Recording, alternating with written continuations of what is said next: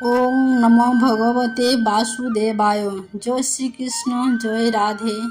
নমস্কার দর্শক বন্ধুরা, আমি মধুমিতা আমার ধর্মকথা চ্যানেলে জানাই সবাইকে স্বাগত। আশা করছি ঈশ্বরের কৃপায় ভালো আছেন, সুস্থ আছেন। বন্ধুরা, আপনারা যদি রাধা অষ্টমী ব্রত পালন করে থাকেন তাহলে এই বিষয়টি নিশ্চয়ই জানেন যে রাধা অষ্টমী ব্রত তখনই সম্পন্ন হয় যখন আপনি এই ব্রতের ব্রত কথাটি শ্রবণ করবেন। শাস্ত্রে বলা হয়েছে যে যে বছর বাড়িতে কৃষ্ণ অষ্টমী পালন করা হয় সেই বছর রাধা অষ্টমীও পালন করতে হয়, তবেই সম্পূর্ণ ফল লাভ করা যায়। ভগবান শ্রীকৃষ্ণ নিজ মুখে বলেছেন, আমার নাম 1000 বার জপ করলে যে ফল পাওয়া যায় সেই ফল পাওয়া যায় একটি বার রাধা কৃষ্ণ নাম জপ করলে। তাই বন্ধুরা, রাধা অষ্টমী ব্রত যদি আপনি পালন করে থাকেন তাহলে এই ব্রত কথাটি অবশ্যই শ্রবণ করুন, না হলে রাধা অষ্টমী ব্রতটি অসম্পূর্ণ থেকে যাবে। আর যখনই এটি শ্রবণ করবেন তখন অবশ্যই সম্পূর্ণ শ্রবণ করবেন।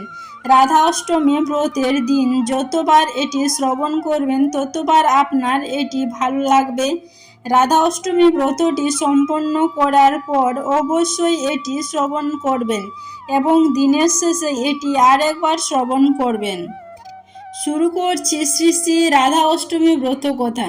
ঋষি সৌনক মহামতি সুতকে জিজ্ঞাসা করিলেন, হে সুত, অন্যান্য দেবতাদের উপাসনার চেয়ে শ্রীকৃষ্ণের আরাধনা শ্রেষ্ঠ বলে জানি, আরও শুনেছি তার চেয়েও রাধারানীর আরাধনা অধিকতর পুণ্যপ্রদ ও শ্রেষ্ঠ। এতএব শ্রী রাধার অর্চনা বিষয়ে কোনো ব্রতাদির কথা বলুন। সুত বলিলেন, হে ঋষিবর, আমি একটি গোপনীয় ব্রতের কথা শুনেছি, শুনুন। একদিন দেবশ্রী নারদ শ্রীকৃষ্ণের নিকটে উপস্থিত হয়ে জিজ্ঞাসা করিলেন, ভগবান, আপনার শ্রীমুখে অনেক ব্রতের কথা শুনেছি, তো এখন আমি শ্রী রাধিকার জন্মদিনের ব্রত কথা শুনতে ইচ্ছা করে। শ্রীকৃষ্ণ বললেন, দেবশ্রী, তুমি আমার পরম ভক্ত, সেই জন্য তোমার কাছে বলছি, শ্রবণ করো। কোনো এক সময় সূর্যদেব ত্রিলোকে ভ্রমণ করতে করতে নানান প্রকার ঐশ্বর্য দেখে মনে মনে তপস্যার সংকল্প করেন। মন্দার পর্বতের গুহায় কঠোর তপস্যা আরম্ভ করলেন। এইভাবেই দীর্ঘদিন গত হল।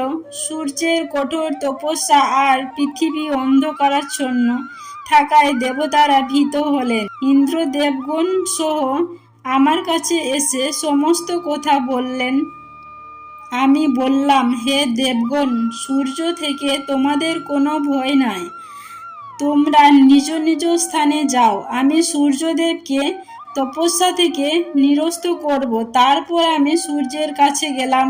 সূর্য আমাকে দেখে খুব আনন্দিত হলেন। তিনি বললেন, হে শ্রীহরি, আপনার দর্শন পেয়ে আমার জন্ম তপস্যা সার্থক হলো। যিনি সৃষ্টির সংহার কর্তা ব্রহ্মা বিষ্ণু মহেশ্বর, যাকে সবসময় চিন্তা করে তাকে দর্শন করে আমি ধন্য হলাম।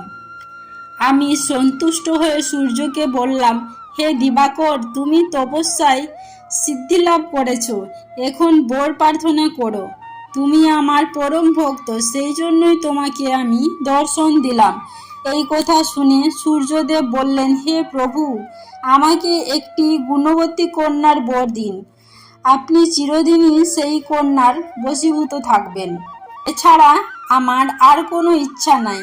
আমি তথাস্তু বলে বললাম, এই ত্রিলোকে আমি একমাত্র শ্রী রাধিকার বশীভূত। শ্রী রাধা এবং আমাতে কোনো প্রভেদ নাই। আমি পৃথিবীর হাল লাঘবের জন্য বৃন্দাবনে নন্দালয়ে অবতীর্ণ হব। তুমিও সেখানে বৃষভানু নামে রাজা হয়ে জন্মগ্রহণ করবে। শ্রী রাধা তোমার কন্যারূপে অবতীর্ণ হবেন। তারপর শ্রীহরি মথুরায় জন্মগ্রহণ করে নন্দালয়ে এলেন। সূর্যদেব বৈশ্যকুলে জন্মগ্রহণ করে বৃষভানু হলেন। গোপকন্যা কীর্তিতার সঙ্গে তার বিবাহ হল। যথা সময়ে ভাদ্র মাসে শুক্লপক্ষে অষ্টমী তিথিতে বিশাখা নক্ষত্রে কীর্তিতার গর্ভে শ্রী রাধার জন্মগ্রহণ করলেন। গোপীরা আনন্দ উৎসবে মেতে উঠল।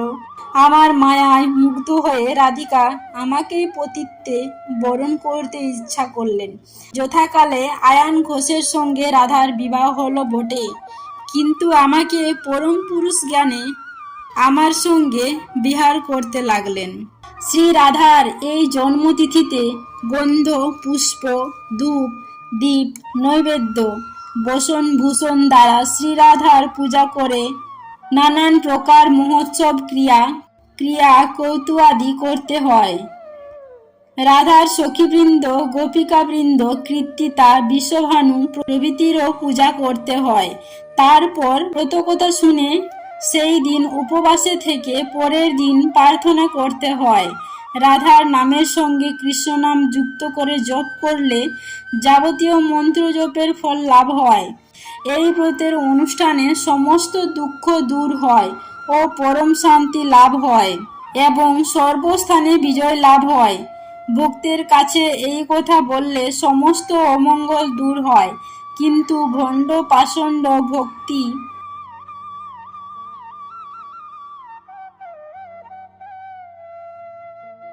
নাস্তিকের কাছে প্রকাশ করলে অমঙ্গল হয়। শ্রীকৃষ্ণের কাছে এই কথা শুনে নারদ মুনি মর্ত্যের এই ব্রত প্রচার করলেন আর নিজেও সেই ব্রত পালন করলেন। সেই থেকে প্রত্যেক বছর ভাদ্র মাসে শুক্লপক্ষে অষ্টমী তিথিতে রাধা অষ্টমী হিসেবে পালন করা হয়। এই দিন সূর্যোদয়ের আগেই ঘুম থেকে উঠে শুদ্ধ বস্ত্র পরিধান করে ভক্তি ও নিষ্ঠা সহকারে শ্রী রাধাকৃষ্ণের পূজা করে এই ব্রতটি সম্পন্ন করতে হয়। আশা করি দর্শক বন্ধুরা এই ব্রত কথাটি শ্রবণ করে আপনার ভালো লেগেছে। যদি ভালো লেগে থাকে তাহলে লাইক করবেন, শেয়ার করবেন, আর এইরূপ কোনো প্রশ্ন মতামত থাকলে নিচে কমেন্ট বক্সে অবশ্যই জানাবেন।